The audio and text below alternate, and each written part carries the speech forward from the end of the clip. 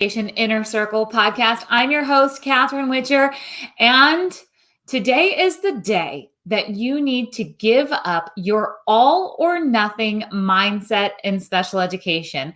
This is something that is really prevalent, but before we jump into that conversation, let me share with you something that happened to Sandy. Sandy joined the Special Education Inner Circle just last week. She was hanging out on Facebook. She tags her friend Danielle, and she ends up tagging me. And it says, Danielle, you've got to get in here. I just started last week in the Special Education Inner Circle. I wish I would have found this 16 years ago. And that's what I don't want to happen to you. I want you to be inside of the Special Education Inner Circle so you can get the help that you need to move special education forward, IEPs forward for your child or for your students. It's for parents, it's for teachers, and you can become a special education insider at specialedinnercircle.com. So now let's talk today about our hot topic of this all or nothing mindset in special education. There's a firestorm of conversation that's happening over on Instagram and Facebook because I reposted a post from somebody that says, it's 2020. Let's get rid of Algebra 2 in high school and replace it with financial fundamentals. Let's teach kids about careers, not just college, salaries, credit, budgeting, taking out a loan, investing, college debt, buying a house, filing taxes. So you might agree with that. You might agree that you took Algebra 2 and you never used it. Or at least you don't think that you're using it. You might agree that we need more talk about careers versus just the college path. You might agree that there's a lot of things in your child's curriculum or upcoming in their curriculum that is not really needed in the upcoming years. It's not going to be used on a regular basis. It's not going to be a priority. You might agree with that. So here's the thing. There are hundreds of comments underneath that post right now saying, yes, I agree. Yes, I agree. Yes, I agree. Now there's a couple of people that said, I'm not sure if I agree all the way. And I'm over there on that side of that. I'm not sure that I agree all the way.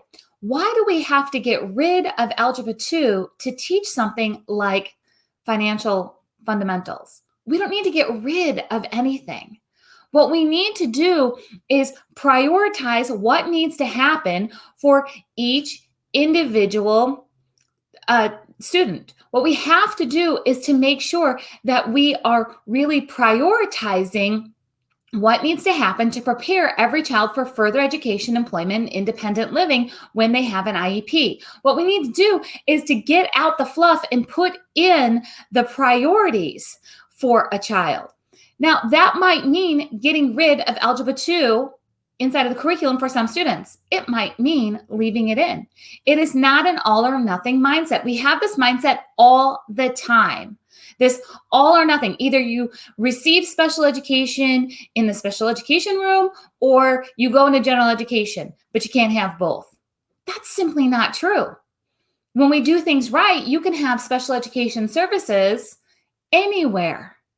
You can absolutely have an environment that is more self-contained or is more specialized with direct instruction, or you might have an environment that's more general education. It's not an all or nothing.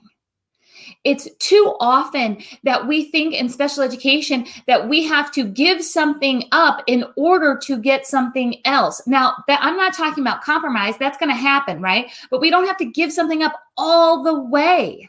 What we have to do is decide what is right for that student at that time. So my first thought when I listen to all of the comments and I'm reading the conversation about getting rid of Algebra 2 and get into this financial fundamentals is yes, but there's the one reason that I don't like that. It's because we shouldn't be all or nothing. Okay. The second reason is that I want to be real careful for my own children and for your children and students, what we're asking a school to teach. Here's what I mean.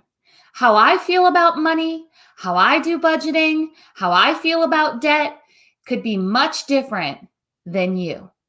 I mean, I have disagreements with my husband about money, right? I'm sure you have disagreements in your family about money. So we have to be real careful when we put objectives into the school, into an IEP, or we're saying get rid of one curriculum and bring in another curriculum, when absolutely it's going to bring in a teacher's opinion, a teacher's mindset on money in this case. And I'm not saying that teachers can't have opinions, but a lot of times, I'm just going to call it out, opinions are presented as facts in education. And when we're talking about something like financial fundamentals, we'd have to be real careful about making sure that it is a higher level of thinking, meaning it is the foundation, but it's not necessarily all the details, because a lot of that needs to be done within the family. So my students, my children who are in high school, they have to take a personal finance class.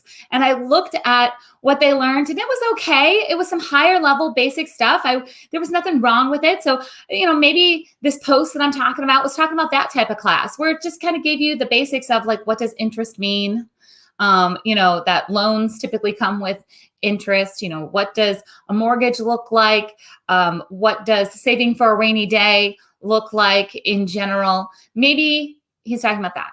But he lists a lot of different things in that post that really get into what a family needs to teach individually. That doesn't mean they can't have the support of the school. That doesn't mean that you can't work on a higher level skill. This just means that we have to be very careful when we are asking somebody to teach something inside of the IEP that has a personal preference and how it's taught, or how we are going to use this skill in the real world.